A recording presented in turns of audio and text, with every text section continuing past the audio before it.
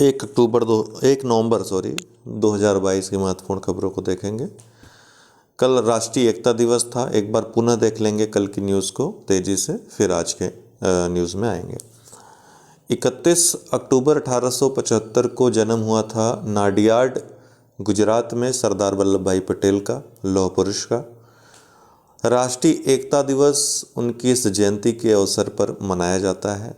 पहली बार राष्ट्रीय एकता दिवस के रूप में 31 अक्टूबर को 2014 में मनाया गया था।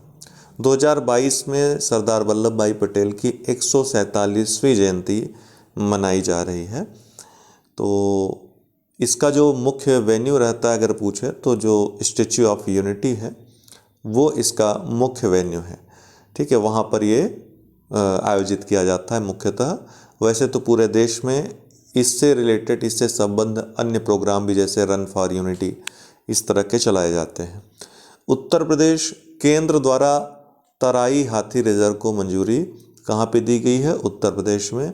इसके बारे में थोड़ा डिटेल आपको बताएंगे, क्योंकि उत्तर प्रदेश विशेष में ये आ जाएगा और उत्तर प्रदेश विशेष अब चूँकि और ज़्यादा महत्व उसका बढ़ने वाला है प्रीलिम्स और मुख्य परीक्षा में। आगे हम डिस्कस करेंगे किस तरीके से, तो कुछ चीज़ें सामने आने दीजिए फिर डिस्कस करते हैं। अभी सब अंधेरे में है, तब हम इसके बारे में चर्चा करेंगे, विस्तृत चर्चा करेंगे। उत्तर प्रदेश स्पेशल एक हम अलग सीरीज ही चलाएंगे आपके लिए। हरियाणा पालतू कुत्तों का पंजीकरण अनिवार्य कर दिया गया है। कहाँ पे? हरियाणा में। हरियाणा राज्य ने पालतू कुत्तों का पंजीकरण अनिवार्य कर दिया है। 1 अक्टूबर को आर वेंकट रमणी भारत के नए महान्यायवादी बन गए। अनुच्छेद 76 के अंतर्गत महान्यायवादी का प्रावधान है भारतीय संविधान में। इसके अलावा ISSF राइफल पिस्टल जो विश्व चैंपियनशिप 2022 आयोजित हुई मिस्र के काहिरा में, सीनियर और जूनियर एक साथ आयोजित हुई और एक साथ ही पदक तालिका में भी इनको स्थान दिया गया। अलग अलग सीनियर और जूनियर के लिए पदक तालिका नहीं बनी थी। इसमें चीन सर्वोपरि रहा 58 पदक के साथ, 27 गोल्ड, 16 सिल्वर और 15 ब्रॉन्ज जीते।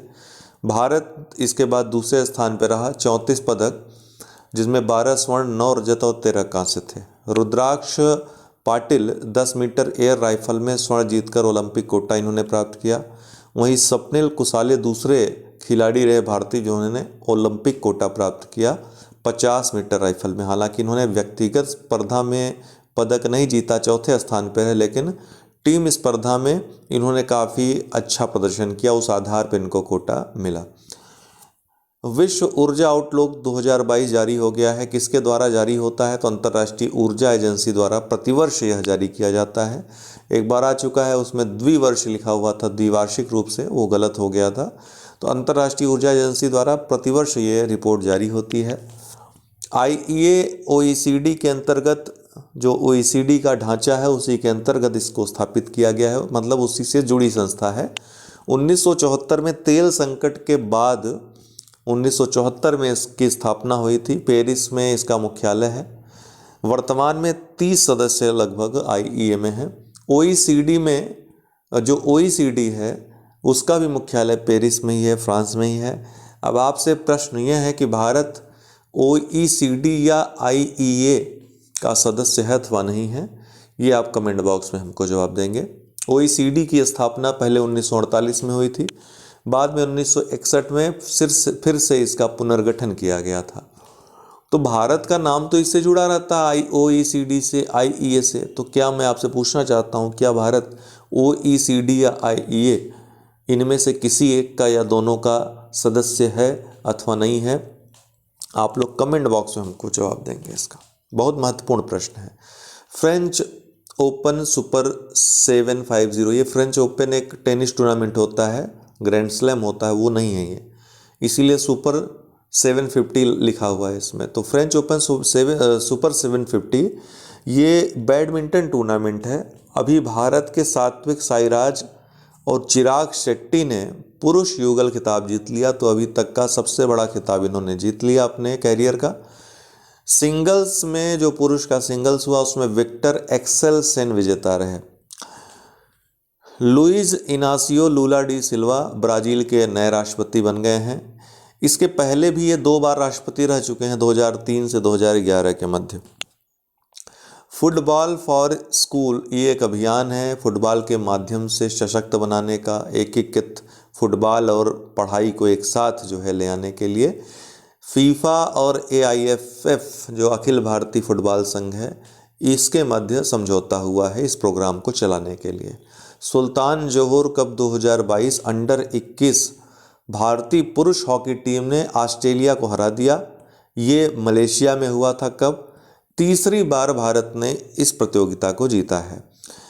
अमृतानंदमयी G20 के आधिकारिक समूह सिटीजन 20 या नागरिक 20 जो कि G20 का आधिकारिक समूह है उसकी अध्यक्ष इनको नियुक्त किया गया है। आपको बताते हैं कि G20 का जो 2023 में होने वाला सम्मेलन है वो भारत में आयोजित होना है। गुजरात यहाँ पे समान नागरिक संहिता के लिए समिति का गठन हुआ और एक बड़ी दुर्घटना घटित हो गई। मोरबी ज़िले में जो कि मच्छू नदी के किनारे स्थित है, इसी मच्छू नदी पर बना केबल ब्रिज टूट गया ज़्यादा भार होने की वजह से और जर्जर होने की वजह से। इसकी मरम्मत सही ढंग से नहीं की गई थी।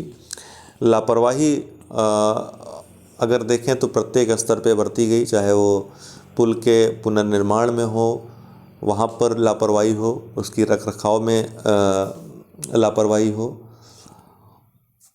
और उसके बाद फिर जो वहाँ पे प्रबंधन था जो टिकट दे रहा था और इतने लोगों को पुल पे जाने की इजाज़त दे दी, तो प्रत्येक स्तर पर लापरवाही थी। और फिर उसके बाद पब्लिक तो पब्लिक है, वहाँ पे जाकर के जिस तरीके का झूलना बना दिया था उसको इतने भार के बावजूद, तो वो भी एक प्रमुख कारण था। तो हर स्तर पे लापरवाही देखने को मिली और लापरवाही के कारण छोटे छोटे मासूम बच्चों की जान चली गई।